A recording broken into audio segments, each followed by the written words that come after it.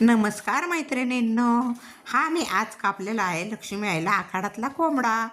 तर आखाडामध्ये तुम्ही लक्ष्मी आईला कोंबडा कापता का नाही? आज मी आखाडामध्ये लक्ष्मी आईला कोंबडा कापलेला आहे. पौर्णिमा झाली की लगेच दुसऱ्या तिसऱ्या दिवशी कोंबडा कापून टाकला.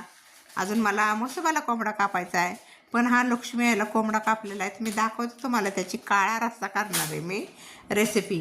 तर मी त्याला बघा हळद टाकलेली आहे, मीठ टाकलं आहे, आलं किसून टाकलं आहे, कोथिंबीर टाकली आणि तुम्हाला सांगते ओलं खोबरं किसलं आहे आणि छान असं हलवून घेतलं आहे.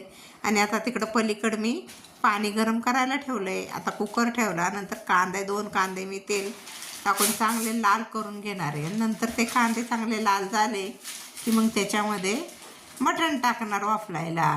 मग ते मटण छान वापरलं की त्याच्यामध्ये पाणी घालणार. मग हे बघा आता छानपैकी असं कांदा लाल करायला ठेवलेला आहे. तोपर्यंत तिकडं मटण हे होतं आहे आणि हे करायचं. ते मटण आहे ना छानपैकी वाफलून घ्यायचं. तर आता मी त्याच्यावर झाकण ठेवणार आहे आणि झाकण ठेवून जरा 10 मिनटं वाफलून घेणार आहे. आणि 10 मिनटं वाफरलं की त्याला पाणी सुटतं. पाणी सुटल्यानंतर मग तोपर्यंत मी इकडं वाटण काढून घेतलेले बघा. कांदा काळा काळा भाजला आहे, खोबरं काळं भाजलं आहे, हरभरा काळा भाजला आहे आणि छानपैकी असं ते एकदम काळं वाटण काढलेलं आहे मी. आलं, लसूण, खोबरे, कांदा आणि ते आता मी वाटून घेते. तोपर्यंत कुकर मटण शिजतं आहे. आता वाटण वाटून झालेलं आहे. तिकडं परत कुकरला शिट्टी द्यायला लावलं आहे. तोपर्यंत तिकडं मसाला परतून घेते. कांदा मसाला, लाल मिरची पावडर, धना पावडर, गोडा मसाला, हळद, हे सगळं मी मसाले घेतलेले आहेत आणि तेल तापायला ठेवल्यात. आता तेलामध्ये सगळे मसाले टाकून घ्यायचे आणि वाटण वगैरे टाकलेलं ते चांगलं परतून घ्यायचं. आता धना पावडर पॅकेट फोडून घेतलं आहे. मटण मसाला मी आता नाही, नंतर टाकणार. आता तेल टाकून तो मसाला वाटलेला चांगला लाल असा करपून घ्यायचा. खरपूस त्यात मसाले काढलेले टाकायचे आणि छान असं वाट सुटोस्तोपर्यंत वास असं पाणी टाकून गरम करायचा मसाला. तोपर्यंत इकडे कुकरच्या शिट्ट्या झालेल्या आहेत.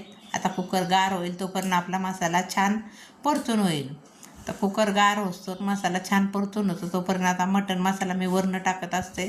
तर आता मटण मसाला मी भाजीला वरून टाकते बघा. आणि छान असं मटण मसाल्याचा स्वाद राहतो. म्हणजे जर वरून टाकला तर आत टाकल्यानंतर तो हे होऊन जातो. आधी टाकल्यावर वाद राहत नाही. आता मटण मसाला टाकलेला आहे आणि तर छान हलवून त्याला असं गिरवीला वास सुटलेला आहे. खूपच छान असा तेल सुटलेलं आहे. आता तोपर्यंत कुकर तिकडे गार झाला. आता कुकर गार झालेला आहे तर मटण मी आता ह्याच्यात टाकून घेतले. भाजी करून घेतलेली. आता मटणाची भाजी टाकलेली आहे. जेवढं पाणी लागेल आपल्याला तेवढं आपण पाणी त्याच्यामध्ये ॲड करायचं. जेवढा तुम्हाला रस्सा लागेल तेवढा आणि स्वादानुसार मीठ टाकायचं. तोपर्यंत इकडं मी आता भाकरी पण करायला घेतलेल्या. तिकडं भाजी कडस तर इकडं भाकरी होतील. तर आता माझ्या एक भाकरी झालेली, तोपर्यंत इकडं भाजी कडलेली, दुसरी भाकरी थापून ठेवलेली. आता ही भाजी कडोस्तर माझ्या भाकरी होत्याल. तोपर्यंत छान असं मंद आचेवर माझी भाजी शिजत आहे. मग ते आता भाजी शिजत आहे तोपर्यंत एक भाकरी तर झालेली, आता दुसरी भाकरी करायची. अशा पद्धतीने मी रस्सा भाजी, काळा रस्सा भाजी आणि भाकरी केलेली. तर इतका छान म्हणजे काळा रस्सा झालेला आहे मटणाचा. खूपच छान, कारण काळं वाटण आणि काळा रस्सा खूप छान लागतो.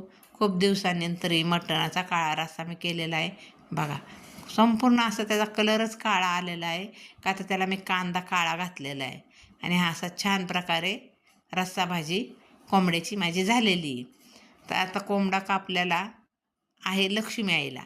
तर आता लक्ष्मी आई म्हणजे आखाडामध्ये तो नैवेद्य लक्ष्मी आईला द्यावाच लागतो. आता भाकरी भाजली की 2 भाकरीचा नैवेद्य मटण लक्ष्मी आईला दाखवायचा आणि मग आपण जेवायला सुरुवात करायची.